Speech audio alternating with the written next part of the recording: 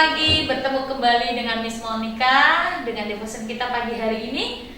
Mari semangat tetap memuji Tuhan apapun keadaan kita hari-hari ini. Dan dimanapun kita berada, kita percaya Tuhan bersama dengan kita. Amin. Sebelum kita naikkan pujian penyembahan kita pagi hari ini, bahkan mendengarkan firman Tuhan, mari kita berdoa terlebih dahulu.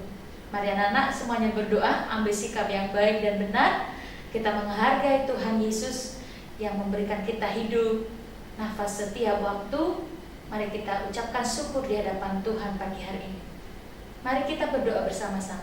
Terima kasih Tuhan Yesus buat pagi hari ini. Kami bersyukur buat penyertaan-Mu. Kami bersyukur buat semua kebaikan anugerah Tuhan yang terus Engkau curahkan bagi kehidupan kami. Tuhan, kami mau menyembah Engkau pagi hari ini. Kami menyerahkan hidup kami sebelum kami memulai segala aktivitas kami. Kami percaya Tuhan, Engkau beserta dengan kami dan Engkau yang menyertai semua kami Tuhan.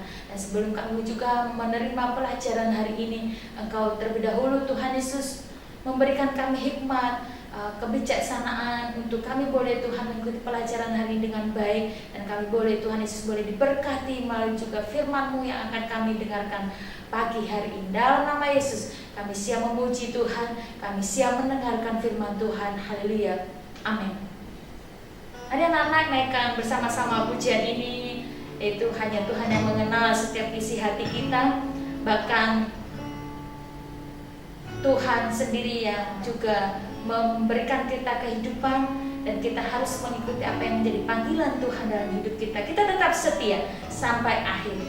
Naikkan pujian bersama-sama bersama dengan Miss Monique. Terima kasih Tuhan, kami mau memuji Engkau pagi hari ini.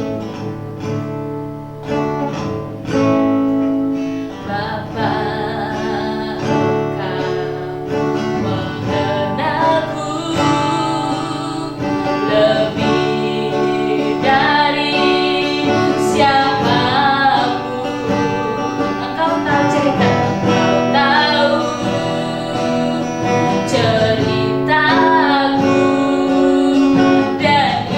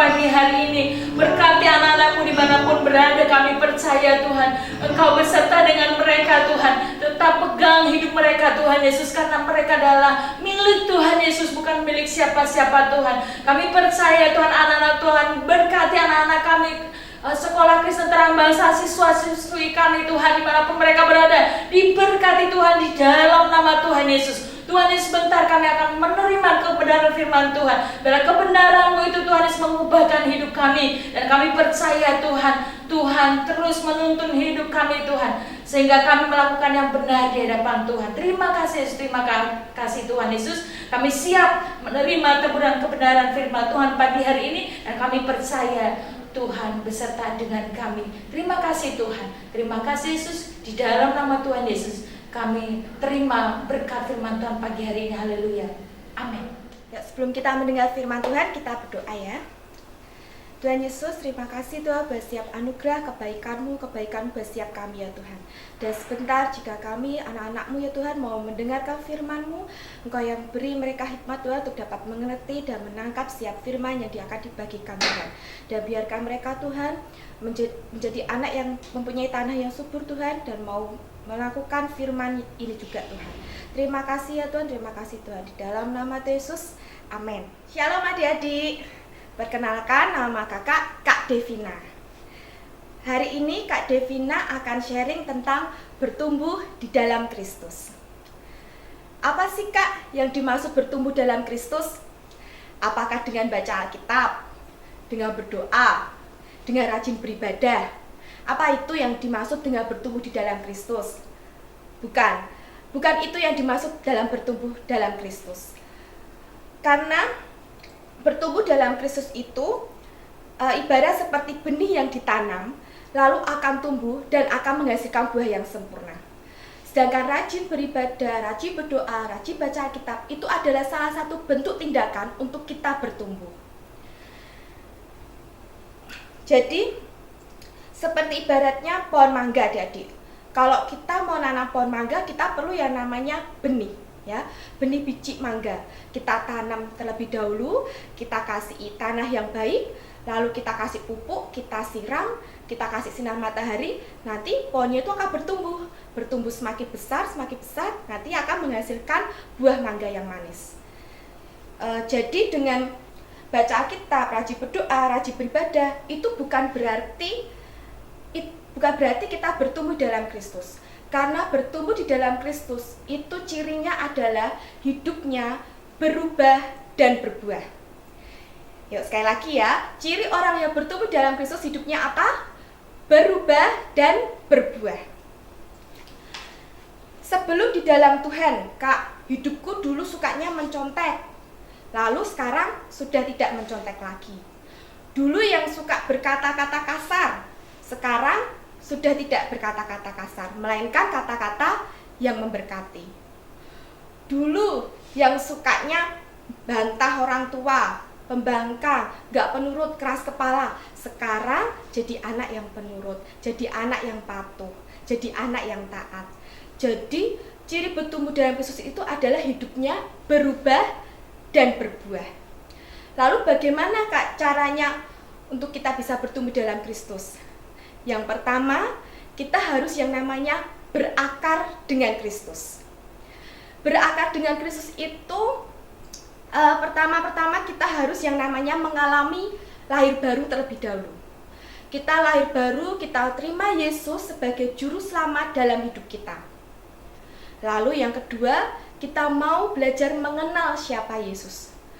Mengenal Yesus secara pribadi. Setiap kita, Tuhan menginginkan anak-anaknya untuk mengenal dia secara pribadi, bukan dengan apa kata orang lain. Yesus itu kasih, Yesus itu penyayang, Yesus itu penyembuh, pemulihku, Immanuel. Tapi apa kata orang lain? Tuhan tidak mau. Tuhan maunya setiap anak-anaknya mengenal dia secara pribadi. Jadi yang pertama yang harus kita lakukan adalah berakar dengan Kristus, di mana kita lahir baru, lalu kita kenal dia secara pribadi. Lalu yang kedua, dalam bertumbuh dalam Kristus adalah kita harus memiliki tanah yang subur. Tanah yang subur itu seperti apa Kak? Kita buka Alkitab ya. Kita baca di Markus 4 ayat yang ketiga. Markus 4 ayat yang ketiga. Firman berkata, "Dengarlah, adalah seorang penabur keluar untuk menabur. Pada waktu ia menabur, sebagian benih itu jatuh di pinggir jalan. Lalu datanglah burung dan memakannya sampai habis. Sebagian jatuh di tanah yang berbatu-batu, yang tidak banyak tanahnya, lalu benih itu pun segera tumbuh karena tanahnya tipis. Tetapi sesudah matahari terbit, layulah ia dan menjadi kering karena tidak berakar. Sebagian lagi jatuh di tengah semak duri. Lalu makin besarlah semak itu dan menghimpitnya sampai mati, sehingga ia tidak berbuah. Dan sebagian lagi jatuh di tanah yang baik. Ia tumbuh dengan suburnya dan berbuah. Hasilnya ada yang 30 kali lipat, 60 kali lipat, dan 100 kali lipat." Lalu kita baca juga pasal yang ke-15. Orang-orang yang di pinggir jalan, tempat firman itu ditaburkan, ialah mereka yang mendengar firman, lalu datanglah iblis dan mengambil firman yang baru ditaburkan di dalam mereka. Demikian juga yang ditaburkan di tanah yang berbatu-batu, ialah orang yang mendengar firman itu dan segera menerimanya dengan gembira, tetapi mereka tidak berakar dan tahan sebentar saja. Apabila kemudian datang penindasan atau penganiayaan karena firman itu, mereka segera murtad. Dan yang lain yang ditaburkan di tengah semak duri, itulah yang mendengar firman itu, lalu kekhawatiran dunia, tipu daya kekayaan, keinginan-keinginan akan hal yang lain, masuklah menghimpit firman itu sehingga tidak berbuah.